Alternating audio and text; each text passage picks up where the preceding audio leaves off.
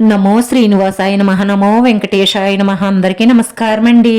ప్రతిరోజు రాశి ఫలితాలు తెలుసుకోవడానికి ఇంకా మన ఛానల్ సబ్స్క్రైబ్ చేసుకోకపోతే ప్లీజ్ సబ్స్క్రైబ్ చేసుకోండి. లైక్ చేసి మీ పూర్తి సపోర్ట్ మన శ్రీనివాస ఛానల్ కి ఇవ్వండి.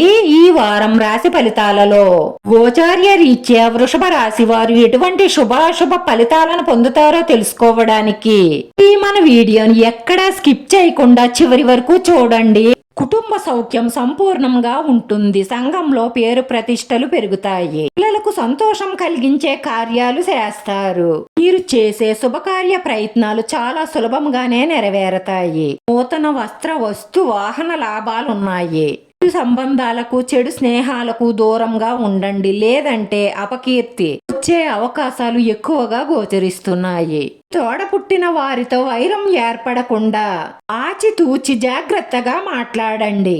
చెడును కోరే వారికి దూరంగా ఉండడం మీకు అన్ని విధాలా మంచిది. ఆర్థిక పరిస్థితులు ఆశాజనకంగా సాగుతాయి. ఈ ఉద్యోగ వ్యాపారాలు అనుకూలంగా ముందుకు సాగుతాయి. మీ పనేదో మీరు చూసుకోవడమే మంచిది. ఇతరుల సమస్యల్లో తల దూరిస్తే లేనిపోని సమస్యల్లో సిక్కుకుపోతారు. జాగ్రత్త. పెట్టిన కార్యక్రమాలలో మీ స్నేహితుల సహాయంతో పూర్తి చేస్తారు.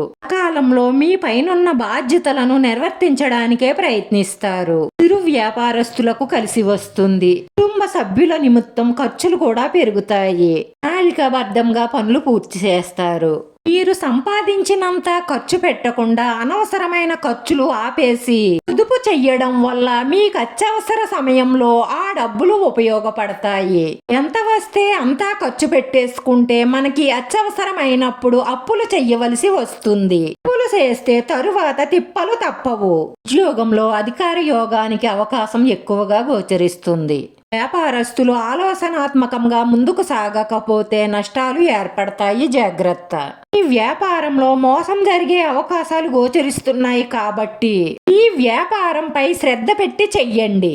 నిరుద్యోగులకు ఉద్యోగ అవకాశాలు గోచరిస్తున్నాయి. వారంలో ఒక స్త్రీ వల్ల మంచి శుభవార్తలు అందుకుంటారు. ఈ లోకంలో మీరే అదృష్టవంతులని మీకు అనిపిస్తుంది. ఆ శుభవార్తలు వినగానే మీరు ఎగిరి గంతేయడం మాత్రం ఖాయం. ఆకస్మిక ధనలాభాన్ని పొందుతారు. మేము చెప్పే ఈ జాతకం గోచారం ప్రకారం చెప్తున్నాము. ఒకవేళ ఇలా జరగకపోతే మీ గ్రహ నక్షత్రాలను పట్టి మీ జాతకాన్ని పట్టి ఏమైనా దోషాలు ఉంటే మాత్రం ఒక్కసారి మంచి పాండిత్యం తెలిసిన బ్రాహ్మలకు మీ జాతకం ఒక్కసారి చూపించండి. ఈ రాశి వారి పరిహారంలో 5 నల్ల పసుపు కొమ్ములు తీసుకుని పసుపు రంగు క్లాత్ లో వేసి మీ ఇష్టదైవం దగ్గర ఉంచి పసుపు కుంకుమ అక్షంతలతో పూజించి దాన్ని మూట కింద కట్టి మీ సింహద్వారం ముందు వేలాడదీయండి. ఇలా చేయడం వల్ల మీ ఇంట్లో ఉన్న నెగిటివ్ ఎనర్జీ అంతా బయటకు పోయి మీ కోరికలన్నీ నెరవేరి మానసిక ప్రశాంతత లభిస్తుంది.